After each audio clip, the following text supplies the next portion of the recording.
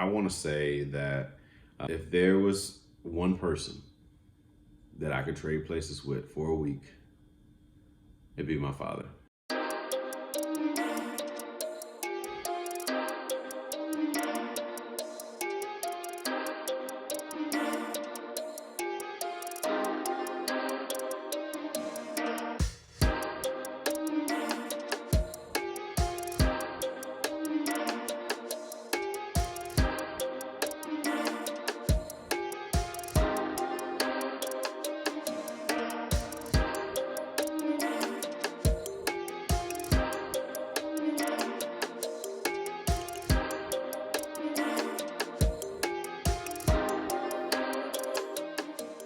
What is one thing you do to step out of your comfort zone? This shit. Honestly, doing this show definitely put me out of my comfort zone and made me very uncomfortable. Being very vulnerable about various topics, regardless of what anyone thinks.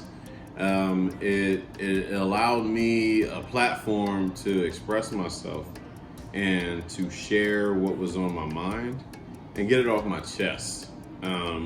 So, yeah, I would say this show is one thing that probably helped me step out of my comfort zone. It enabled me to bare my soul to the world, and not in a narcissistic way or in a way that is just like trying to gain attention. I mean, of course, I would love attention to get like more exposure for the show, but in hopes to share my story that others can learn from it. You feel me?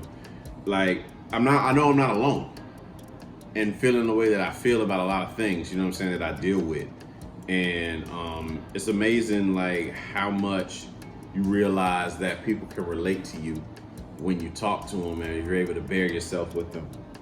And that's what that's what be so dope. You know what I'm saying? Like again, those situations come up. You have conversations, you share some shit, and somebody be like, "Oh man, I can relate to that. I feel the same way." And it very well may be for a little bit of time. You may not be talk to those people for like a long period of time. They may not be in your life for a long period of time, but in that moment, you get to share something and somebody can feel that shit.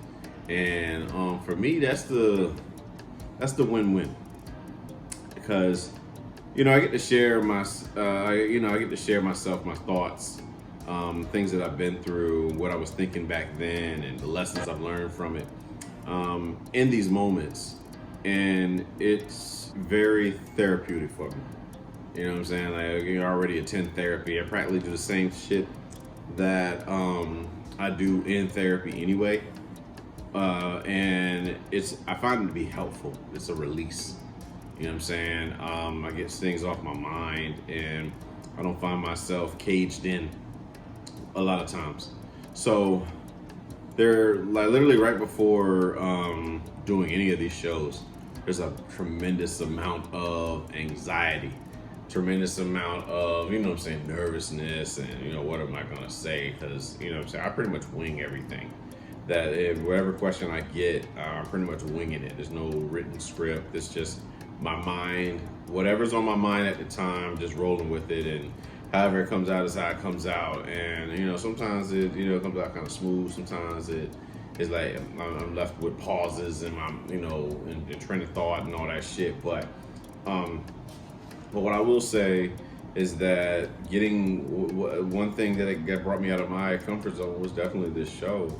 And I love the impact that it has on various people, whoever takes the time to listen to the show, to watch the show, to shoot me a message or call me up and be like, "Hey man, I can relate to this." It kind of made me think about my own situation that I have in my head and all that. So I do it for that.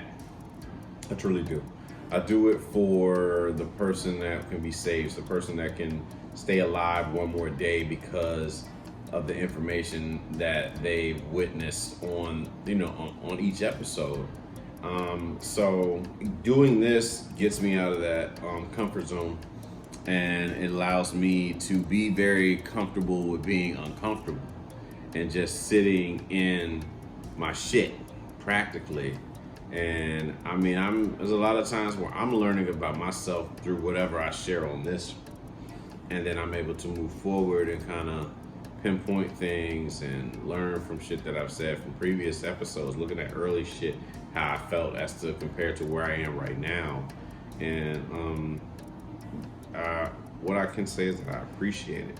I appreciate the growth, and I appreciate for everyone that's come along on this ride with me as I grow, in hopes that they're growing as well and they're able to see things differently than whatever they did before. And even if you disagree with a lot of shit that's being said, man, that's good too. That still creates the conversation, and that's what we want to do. The objective really is just to create the conversation. If we can create the conversation, we can learn from each other.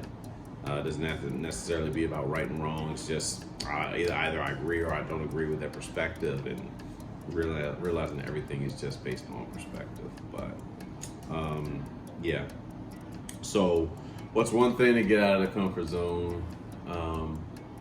Doing a show where you bear your honest most thoughts and share with the world.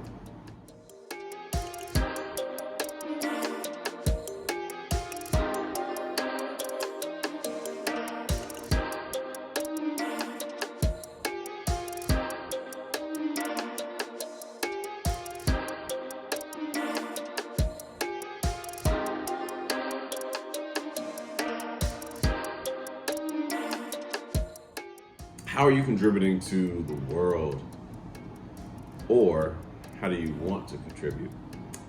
I'm going to answer both. I contribute to the world by making mental health as normal as possible, especially coming from a Black man. You know what I'm saying? Because it's not really talked about in our community, or it hasn't been. It was very taboo.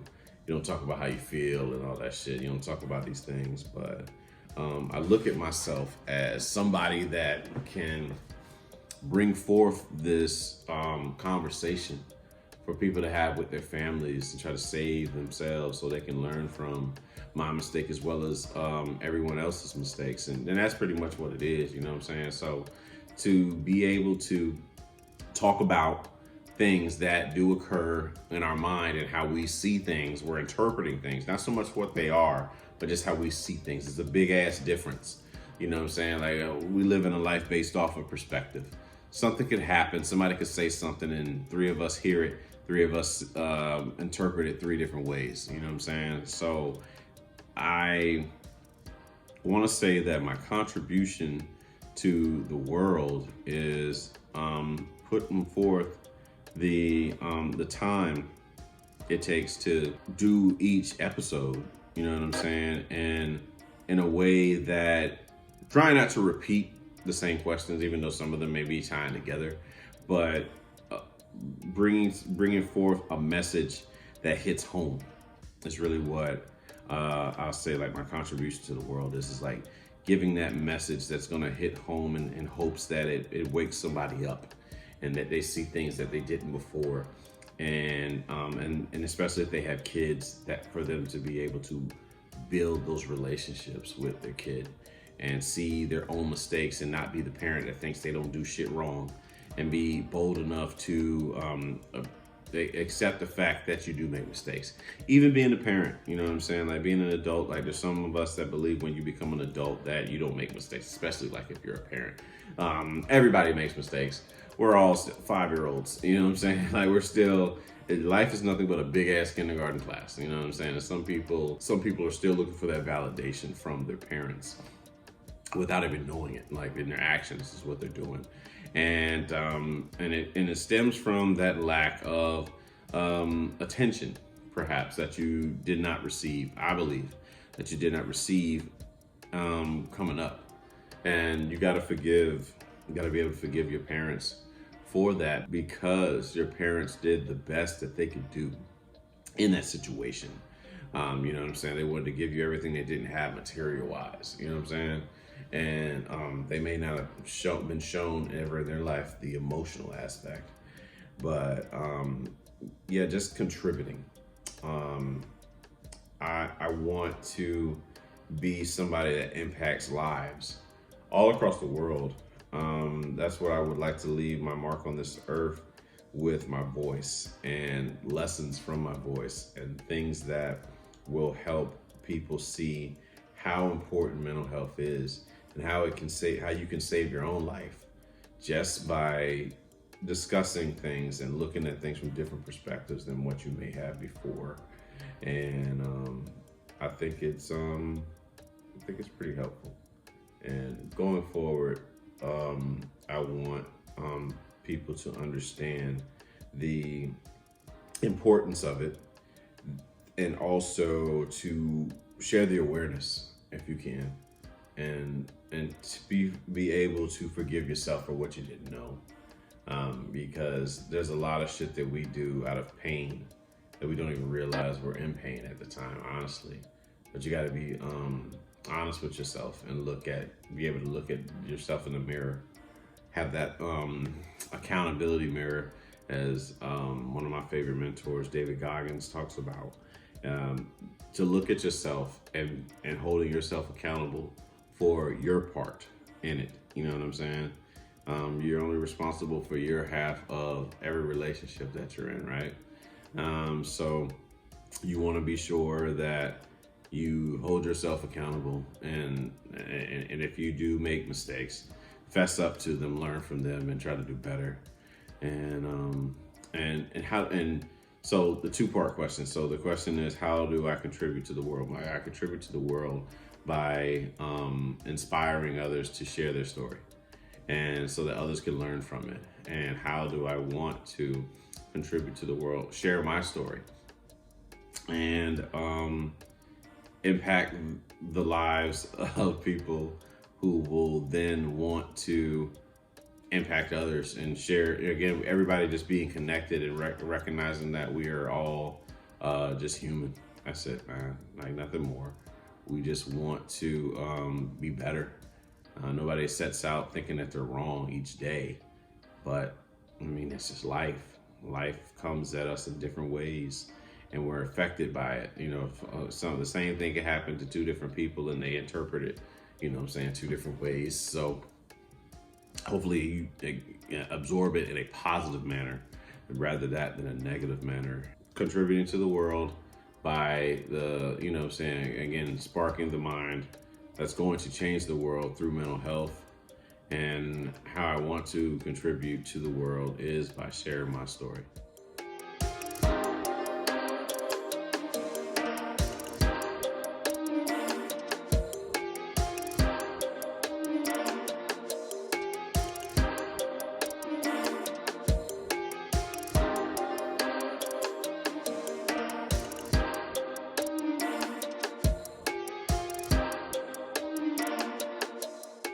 If you could trade places with anyone for 1 week, who would it be? I probably want to trade places with my father. Yeah. I'd want to trade places with my daddy because I would want to know what he's seen, what he sees daily, his mindset. Like, if I could be in his body, like almost like if it's a magic school bus shit, where I just follow around my daddy. And, you know what I'm saying? Just everything he goes through mentally, his thoughts, what he's feeling, how he goes about dealing with those feelings. You know what I mean? My father's not much of a man for many words to talk about his feelings. It comes from an era where they don't talk about that shit. So it was hard growing up trying to understand somebody who didn't share much about them. You know what I mean? But I would love to trade places with my father and just pick his brain so that I can understand him a little bit more, teach me how to love him type thing, you know what I mean? And because I love my daddy, I do. And I value like his position as a Black father in my life, and knowing that you only get one father, you only get one mother, but just looking at life differently, regardless of anything that's been done before, just wanting to salvage the time left with him, and wanting to create a better, I'll say a better, stronger relationship, rather. You know what I mean? And but these things, they come to you later on in life when you see things differently. You know, like when you're younger, you know, that might not necessarily be just as important because you don't understand how important it is. But when you get older, you become a man, you become a father yourself, and you can see the impact that your relationship with your child has on that child as they get older. In my opinion, I believe I believe that a man, a father, shows the child how to deal with their emotions, male or female, and how they should be, how they should carry themselves. You know, to be the calm of the storm. Yeah, your mother, you know, she's a storm. You know, that's what the woman is. You know what I'm saying? It's like her emotions are everywhere. It's all over the place. You know what I'm saying? Like as far as like how they feel and different things, and you know, everything is based off of their emotions and how they feel. And but when you are a man, a father, you have emotions as well. But it's all about how you balance those things. And yeah, it's all about how you balance those things and how you deal with them. Because, I mean, as a man, I find myself dealing with a ball of emotions. And if it comes out the way that if I use my feminine energy when I express my feelings, it's gonna come out in a very victim-like way. You know what I mean? As to where using my masculine energy, being able to express myself how I feel in a way that doesn't make people feel in a sense where you have to feel sorry for someone. Because it's not about feeling sorry. It's about being understood. And because all of us want to be heard and loved.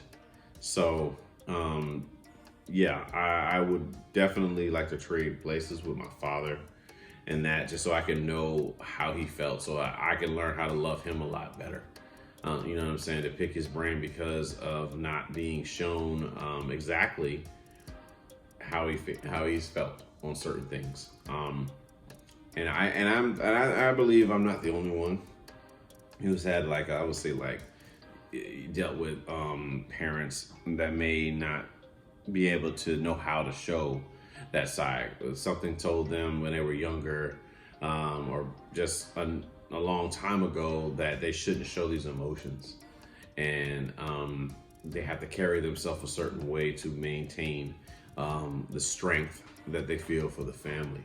But I just, you know, I'm forever grateful for my daddy and the love that him and my mother have been able to give me over time. But I'm telling you, I would love to pick his brain, and you know what I'm saying? I even my mother too, just to know how they felt, what they had to deal with raising me and my brother. You know what I'm saying? And like, how did they see things? When did shit get overwhelming for them? Because I know for damn certain it got overwhelming for me with a lot of things that I've dealt with leading up into these 36 years of my life. And I would just want to know, like, was there ever a moment of vulnerability? If there was ever a moment where you didn't know where to turn to, you didn't know what the fuck you were doing, and that you needed help? And did you ask for that help, or did you just try to wing that shit? You know, like I said, these different things, like to be able to look at stuff for like just a week, man, and see what what my father has to go through as a man that was raised in a time frame where you didn't talk about your emotions, you didn't talk about your feelings, so no one really knows exactly how you feel. But I believe that like everybody else, my father has a story to tell.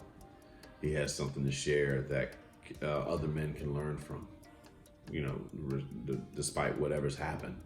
So I don't know. I'm just grateful. I'm grateful that I was able to grow up with a father in the home, and because there are a lot of people that did not get that luxury, and or their father's no longer here with them, and I'm sure that they would love to have that conversation, to just pick their brain, to pick his brain as far as what he had to go through. And yeah, I mean, that's really what I think about. I think about that. What exactly did my father go through as he was trying to provide for his family and doing something he had no idea he was doing?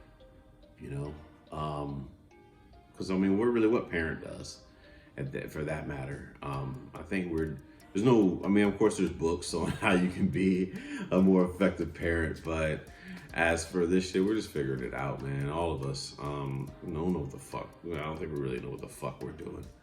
I think what's just important is just that we're there, be it physically, financially, emotionally, spiritually. Just about being there, and doing the best that we can with the knowledge that we have. So I want to say that if there was one person that I could trade places with for a week, it'd be my father.